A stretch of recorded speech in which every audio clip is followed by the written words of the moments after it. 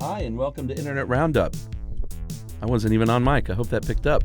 It didn't. Hi, welcome to Internet Roundup. There you go. I'm Chuck, and that's Josh. He's the professional of the two. I go like this.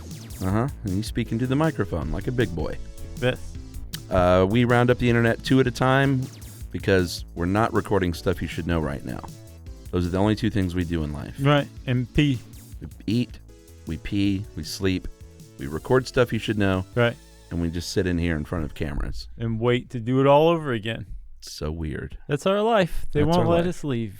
This first article that we're going to discuss today is called Your Boss Wants to Know If You're Gay.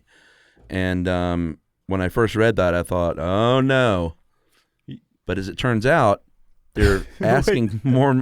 Well, I just thought, because the Atlanta Falcons just recently got in trouble. For what? One of the position coaches asked a prospective college draftee if he was gay. Oh, yeah. And not in a good way. Oh, really? Not Does he shove him when not he like we'd it? like to include you more if you're gay.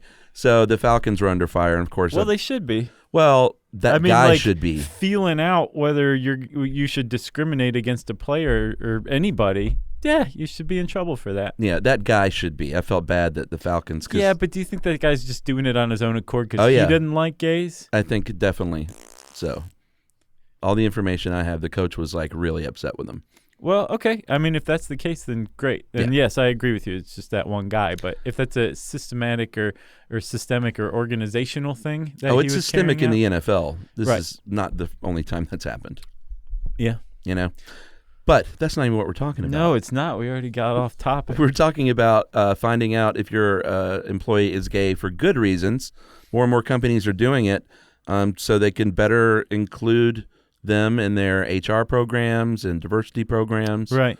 Basically just have better information so they'll know, hey, if you are a gay woman and you and your wife want to adopt a kid, we have an adoption policy in it, and you will benefit from that. Yeah, and it's a sorry to use the trite term, a double-edged sword. Yes. But it is kind of in one way it very, very much legitimizes being gay. Mm-hmm. Yeah. It's basically saying it's just a thing. We understand it's a thing, and it's just like being white or black or a Pacific Islander or a man or a woman or whatever. Right. We want data on you, and we want robust data, and that's part of who you are. And it does it in a weird. It's weird to say, but it legitimizes being gay in the business world, right? Yeah. At the same time, there's still enough oppression and discrimination Absolutely. that you can understand why gay people would be hesitant to be what else do you want to know? Also, here's some pictures,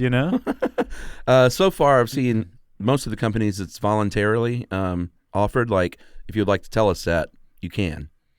Yeah, well, it's the same thing when you're filling out a form of any sort and it asks you your race or what race you identify with. You don't have to say? No. What? No, Chuck. You can go back and erase your answers formerly now. I've been saying Samoan for years. Right. And I didn't have to. But you don't have to say, obviously. But the fact that question's on there, it's data. It's data that they're compiling. And hopefully aren't using to discriminate. That's the key. Yeah, it's sort of the opposite of the old don't ask, don't tell. It's do ask and do tell, and do so proudly. Sure. Tom Barefoot is a strategic planning manager, great name, Yeah. at Wells Fargo. He is gay, and he said, when I finally clicked on that one field on my sexual orientation, it was just like time had stopped. I'm actually putting into the HR system that I'm gay, and it felt really good. So there's one example of someone who's behind it. Yeah. And I think they did some research and found that only 4% of people preferred not to answer, saying they didn't trust the question and they thought it was inappropriate. So Sure. only 4%, not too bad. I wonder if they didn't trust the question or they didn't trust what the people who were asking the question were going to do with that info, I think probably that. But I mean, I just give it a few more years, and as it becomes come a long way. Yeah, less discriminated against, then it will just be not a thing. And I agree. I think this is a way to push things forward. Yeah, and one big concern that we did mention that was in here was if you travel a lot to other countries, it's not the same in every country. Yeah, that's a big point. Aren't as forward thinking, so I think maybe it is better to know at least. Like maybe you might not send a gay employee to a place where they don't accept that. That also, though, on the other side of the equation, too, you can say, well, if I work for a multinational company and I travel from country to country, and now that company has my information where I said that I'm gay, if a hacker wants to like get information on me and then release it in that country where being gay is illegal, I'm in big trouble. Yeah, good point. You know, so Double-edged sword. It is. Very interesting. Beep, beep. Sorry about that. It sounded like your phone just honked as it was driving by. All right, ready? Oh, I think we should leave that in. No. We totally should. People love that. Don't you love that? Everyone loves that. Let's leave that in. All right, this next one that we found, you found, man, this is so horrible. Sad. There's no other way around it. I originally found this from the Cult of Weird, which is a great site, which I think we've featured on here before. Yeah. But it got picked up everywhere, and it is 100% true. It's horrific. In China, in Beijing, in a neighborhood, in an apartment building, from what I understand, not the most well-heeled apartment building in Beijing. Sounds like it. An elevator went down, I guess, for repairs, and the maintenance guys never got around to repairing it for like a month. Yeah. They just turned the power off to it and just let it sit for a month before they came back to fix it. That's right. The problem is that when they turned the power off to it, a woman was using the elevator, and she was trapped on the elevator for a month and died of likely thirst. Yes. Died of dehydration and probably got to her before starvation because that's how that works. Yeah.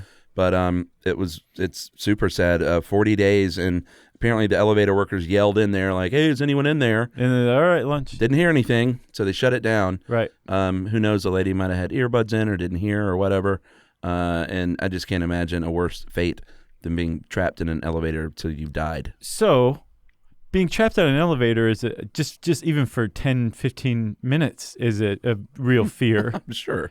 Then dying as a result of that. And you have to think, too, like, surely she was like, there is no way that they're just going to let me die here. Like, of course someone's coming. Yeah, at surely day like someone's coming. 12, she was probably thinking still, like, this is ridiculous. Yeah, right. Someone's got to show up. She was holding out hope. And so the protocol for this kind of thing is that you pry open the doors of the elevator and look with your eyes to see whether there's someone on the elevator or not, and then you can leave the elevator for 30 days. And these guys just didn't do that, and it's raised a real scandal in China because apparently in Beijing there's a lot of real estate development going on.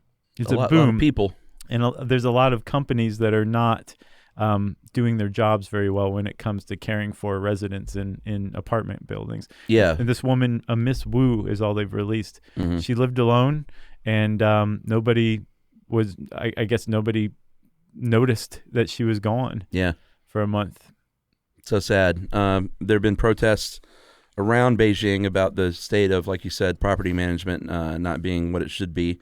And this comes on the heels of some horrific escalator accidents that have happened in China in recent years. Have you seen those videos of those? Yeah, Man, it's awful. They are really bad. Like a lady was sucked into an escalator and saved her child. Yeah, that was pretty. Threw her child forward. She used her last movement was saving her child's life. Yeah, and then she just disappears. It's awful. The worst part about that is that woman was known to not care at all about clothes, shoes, the kind of stuff you would go to a mall, and she just went to the mall to get out of the house with her kid for a little while. Unbelievable. And ends up dying at the mall.